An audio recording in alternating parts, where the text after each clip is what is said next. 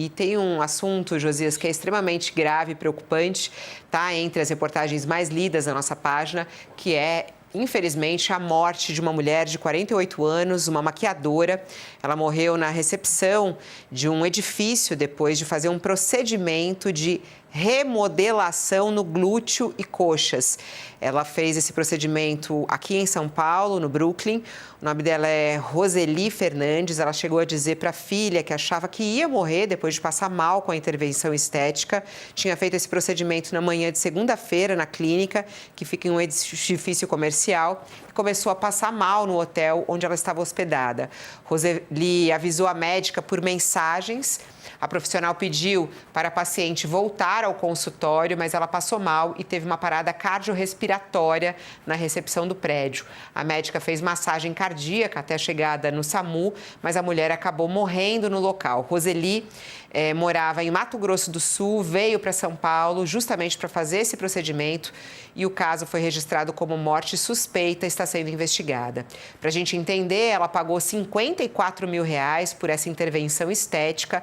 É a aplicação do PMMA nos glúteos e na parte posterior e frontal das coxas. A gente recebe aqui um médico para que nos ajude a explicar a respeito disso. Alexandre Piazzi, que está conosco, eu acho que é Piazzi que fala, ele é integrante também da Sociedade Brasileira de Cirurgia Plástica. Olá, doutor Alexandre, muito obrigada por aceitar nosso convite, um bom dia ao senhor. Obrigado, Fabíola. Obrigado, Josias. É um prazer. Inicialmente, agradeço o espaço cedido pela UOL, a Sociedade Brasileira de Cirurgia Plástica, para esclarecer esse caso e esclarecer mais sobre o PMMA. Então, vamos começar por aí. O que é o PMMA? Como é que o senhor está analisando essa morte dessa paciente? Isso está sendo investigado, a gente ainda não sabe. É um procedimento perigoso que pode levar a pessoa à morte? Isso é uma coisa interessante, Fabíola e Josias. A Sociedade Brasileira de Cirurgia Plástica, ela não recomenda a seus membros a utilização mais de PMMA. PMMA é um polímero, ou seja, ele é um preenchedor usado em procedimentos estéticos que hoje nós, como da sociedade, como diretor da Sociedade Brasileira de Cirurgia Plástica, a gente desaconselha o uso. Tanto o uso do ponto de vista estético, quanto do ponto de vista reparador.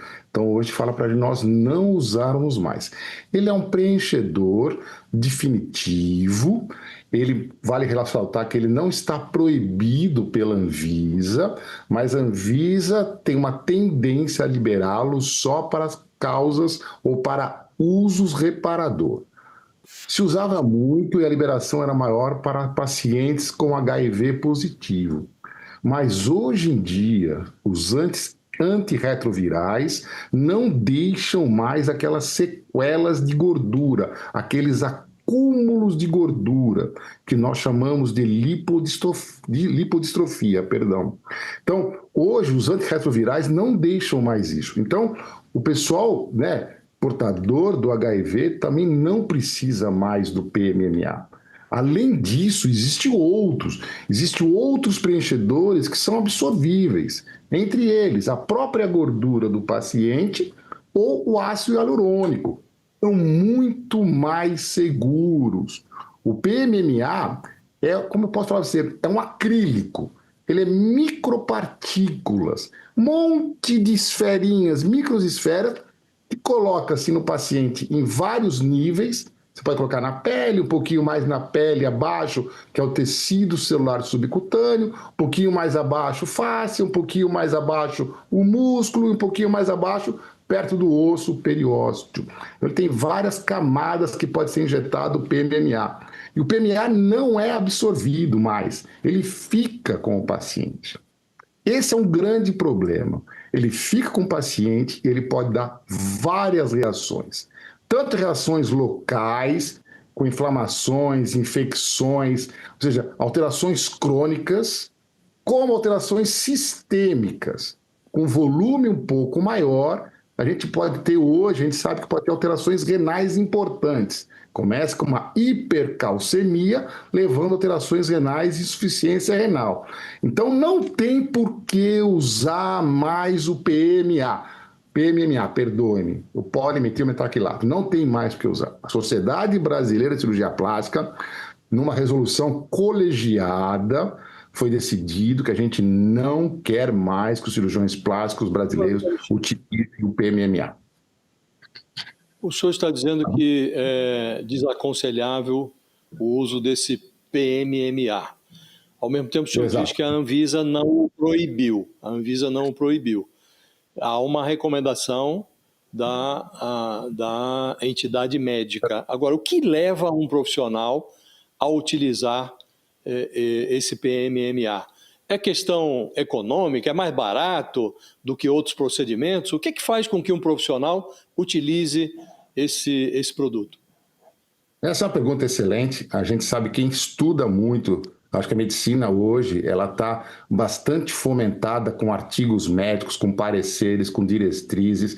Quem estuda muito sabe que não deve utilizar o PMMA. O PMA ele teve um grande boom, sei lá, uns 20 e poucos anos atrás, chamava-se bioplastia, vocês devem conhecer por esse nome. Ele é um preenchedor barato e ele é um preenchedor definitivo. Então, os preenchedores que nós temos, que a gente usa ultimamente com muita segurança, que é o ácido hialurônico, ele é absorvido 1 ano, 2 anos, até às vezes um pouquinho menos. E o PMMA não, ele é não absorvido, então ele fica mais tempo e ele é barato. Então, isso provavelmente seja o maior motivo da utilização dele. Ele é um preenchedor, ele tem seu efeito, inegavelmente, de aumento de volumetria, de aumento de volume, de contornar as áreas que ele foi injetado, e ele é definitivo, é barato. Então, mas hoje em dia não se utiliza mais. Eu acho que a Anvisa tem um projeto de lei de 2021, eu não lembro o número do projeto de lei, que se pede a proibição no país do PMMA.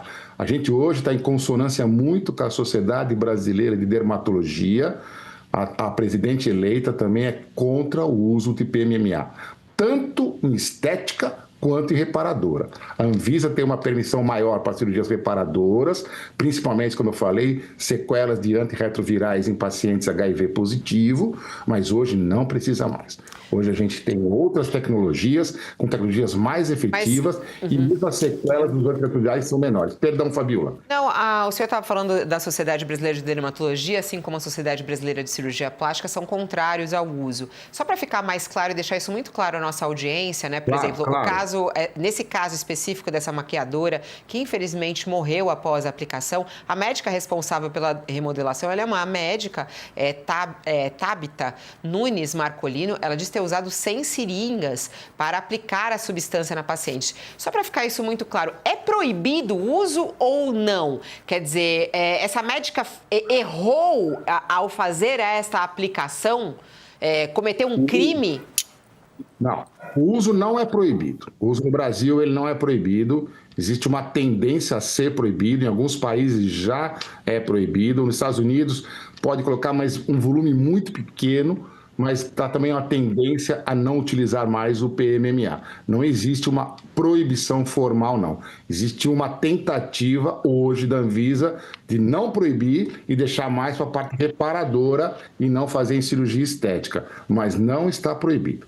Em relação ao caso que chama atenção, que é uma luta da Sociedade Brasileira de Cirurgia Plástica, da SBD também, Sociedade Brasileira de Dermatologia, é a segurança do paciente. Então, a nossa luta, enquanto diretoria de associações, é a segurança do paciente. O paciente precisa procurar sempre alguém que tenha a sua formação consolidada. Para ser cirurgião plástico no Brasil, são 12 anos, Fabíola, Josias, são 12 anos de formação. São 6 anos de medicina, são 3 anos de cirurgia geral e são mais 3 anos de cirurgia plástica. Ou seja, são 12 anos de formação. Então, vocês veem a capacidade de entre aspas, de prever o que você está fazendo. Não só saber fazer, mas tratar as complicações. As complicações, infelizmente, são inerentes ao procedimento médico, mas é fundamental o médico que faça o procedimento, saiba fazer o diagnóstico o quão precoce possível da sua complicação. Então, você acha que podia passar uma mensagem para quem está nos acompanhando pelo All News agora, ao vivo? É segurança. Preocupe-se em quem você vai escolher para fazer o seu procedimento estético. Prefira médicos que sejam RQE, que tenham RQE, que sejam especialistas. Perdão, Josias.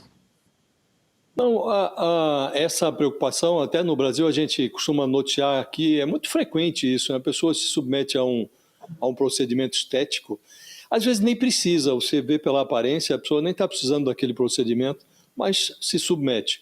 E como é que um paciente pode se municiar de dados para saber que está se submetendo a um tratamento com um profissional adequado, com o produto adequado? Esse PMMA é desaconselhado, mas não está proibido? Qual é a ferramenta de que dispõe o paciente para se informar antes de se submeter a um procedimento? Como é que ele pode se municiar de informações? Essa pergunta é fundamental e essa pergunta vai de encontro à nossa preocupação, segurança. Eu penso que todo paciente que vai fazer um procedimento estético, uma cirurgia estética, ele pode entrar no nosso canal, o www.cirurgiaplástica.org.br, e ali está os 7.500 aproximadamente cirurgiões plásticos que têm formação de 6 medicina e 6 anos de especialização. Então ele passa a ter ali um filtro muito grande. Para ele ser sócio, membro associado da nossa sociedade, ele passou por vários filtros e, inegavelmente, são os profissionais mais bem preparados do mercado para realizar cirurgia estética e procedimentos estéticos. E também na SBD, na Sociedade Brasileira de Dermatologia, você também encontra os profissionais que são sócios e são especialistas. Então, hoje, o Brasil tem o tal do RQ, que é o Registro de Especialista, de Especialidade. Então, todo médico, ele tem o seu CRM, que cadastra-o como médico, e tem seu RQ, que cadastra-o como especialista. Não existe nenhum especialista que não tenha RQ. Existem muitos que se dizem especialista, o Brasil tem esse senão, você é médico, você pode fazer todos os procedimentos, mas você não pode entre aspas, se denominar especialista. Mas para o público leigo, e hoje, com as mídias sociais, isso fica muito complicado. Porque o Instagram não tem filtro. Você pode colocar que você é o melhor especialista, e o Instagram não vai checar se isso é uma verdade ou mentira. Então, as mídias sociais, pelo número de seguidores, pela sua influência, você acaba atraindo. Nós já tivemos outros casos, outros problemas, infelizmente, de médicos não especialistas realizando procedimento estético e, infelizmente, levando a finalizações que não são agradáveis do ponto de vista pessoal, emocional. A gente sabe o sofrimento familiar que ocasiona esse tipo de acontecimento. Tem muitos médicos que deixaram a medicina e viraram influenciadores, né? A gente vê que está acontecendo exatamente isso. Ô, doutor, Fabiola, muito... Isso é triste, né? É muito triste. Você faz 12 anos de medicina, 12 anos, aí depois tem que ficar dançando. É isso. Não corre. Não, a gente acompanha. Muito obrigada, doutor, por estar aqui conosco, doutor Alexandre. Até uma próxima oportunidade. Muito obrigada. Até. Obrigado, Fabíola. Obrigado pelo espaço. Mais uma vez, muitíssimo obrigado ao UOL. Obrigada.